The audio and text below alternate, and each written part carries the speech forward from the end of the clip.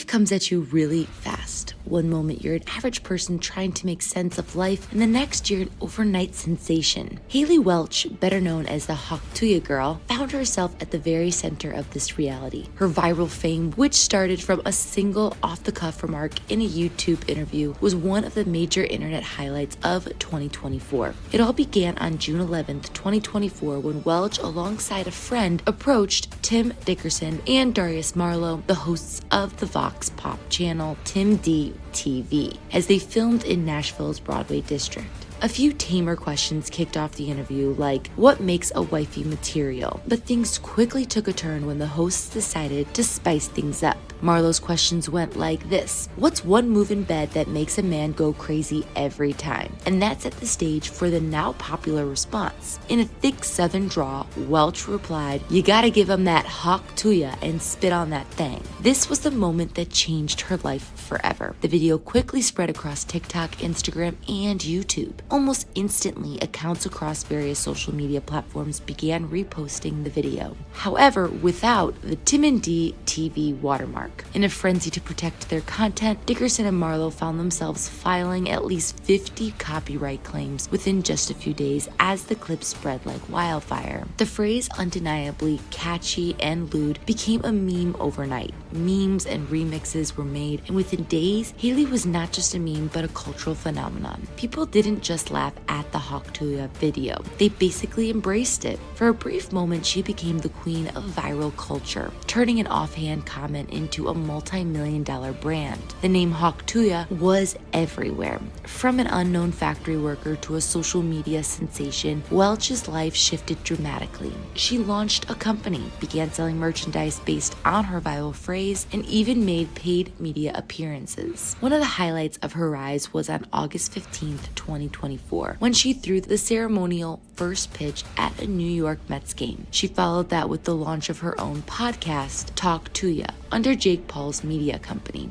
Tuah, the podcast hosted by Haley Welch and her best friend Chelsea Bradford, tapped into the buzz surrounding Welch's viral Tuah fame, offering fans an unfiltered look at the person behind the meme. The podcast quickly became a fan favorite thanks to its relatable, no-holds-barred conversations. From hilarious behind-the-scenes stories of their sudden rise to interesting discussions about navigating internet fame, Tuah felt like eavesdropping on the discussion of besties. They talked about life, fame, and the unexpected chaos that came with their newfound spotlight. Welch also used the platform to promote her business ventures, including her bold leap into cryptocurrency. More on this to come shortly, so stay tuned. But it wasn't all smooth sailing. Behind the glitz and the glam, there were growing concerns, mainly from Tim and Dee themselves. The pair who had filmed the initial interview felt betrayed. Their viral content had launched Welch into stardom, but they claimed they were never properly credited for their role in her sudden rise. Despite the drama behind the scenes, Welch appeared unstoppable.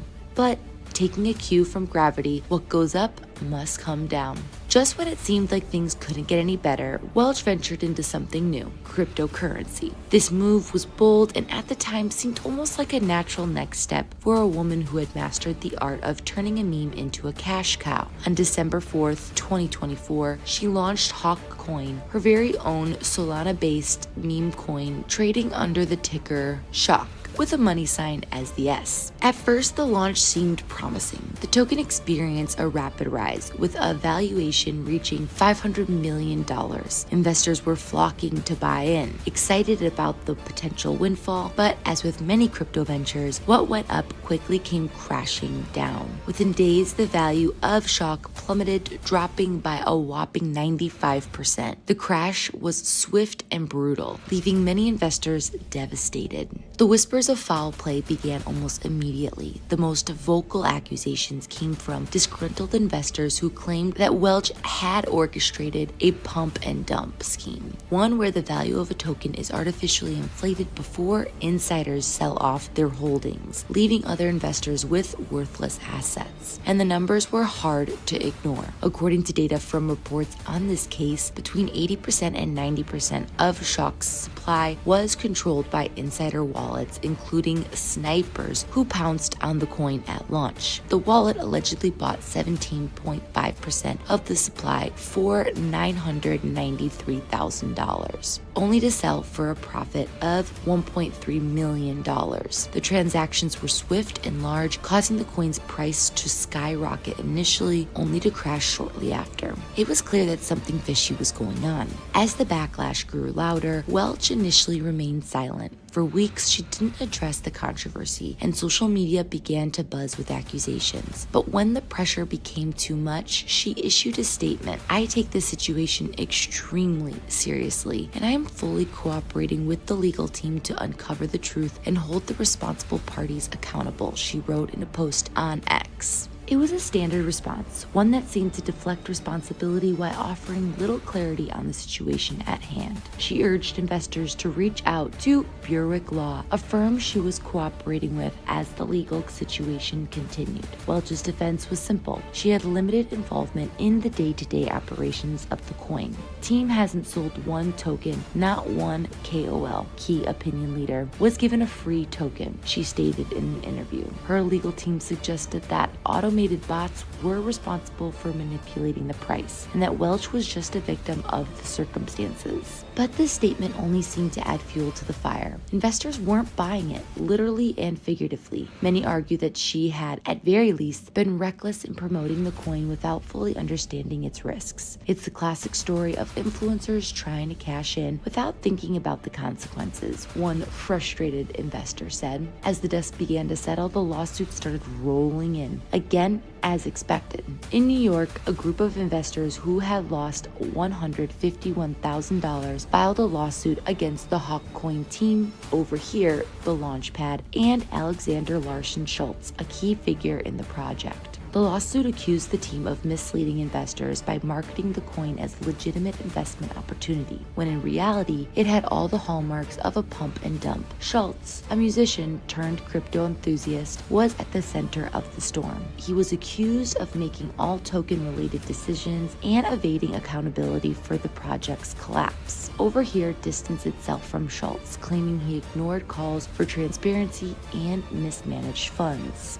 Despite Welch's claim that she was a bystander, many couldn't shake the feeling that she was actively involved in the situation. After all, she was the face of the project. She had promoted Hawkcoin to her millions of followers, promising great returns. How could she not have known what was going on behind the scenes? The fallout from the Hawkcoin disaster was severe. Investors took to social media to express their anger and disappointment. Haley Welch's flashy lifestyle blinding us to the risks. One investor laminated. Another added, "We thought we were buying into something legitimate, not a quick cash grab by an influencer." For Welch, the aftermath was difficult. The cryptocurrency crash tarnished her once gleaming reputation, and the legal battles that followed have only added to the stress. She's become a scapegoat for influencers, showing just how dangerous it can be to endorse high-risk investments without fully understanding them. The controversy has raised broader questions about the role of influencers in the financial world. Should someone with no expertise in crypto be allowed to promote digital currencies to millions of followers? While influencers have long had the power to shape trends in fashion, lifestyle, and entertainment, the rise of meme coins has somewhat elevated their role into the oh-so-delicate realm of finance. What makes the situation particularly shady is the transparency, or lack thereof, in the cryptocurrency space. Unlike traditional investments that are regulated by government bodies, crypto markets are often unregulated, and this lack of oversight allows shady practices like pump and dump schemes to thrive. Welch's defense that she was misled by others didn't sit well with many investors who saw her as complicit in the scam, whether intentionally or not. Her silence in the face of mounting losses only added to the frustration. It wasn't until the lawsuits began piling up that Welch finally spoke out, distancing herself from any wrongdoing while trying to salvage whatever was left of her reputation at the time. The damage, however,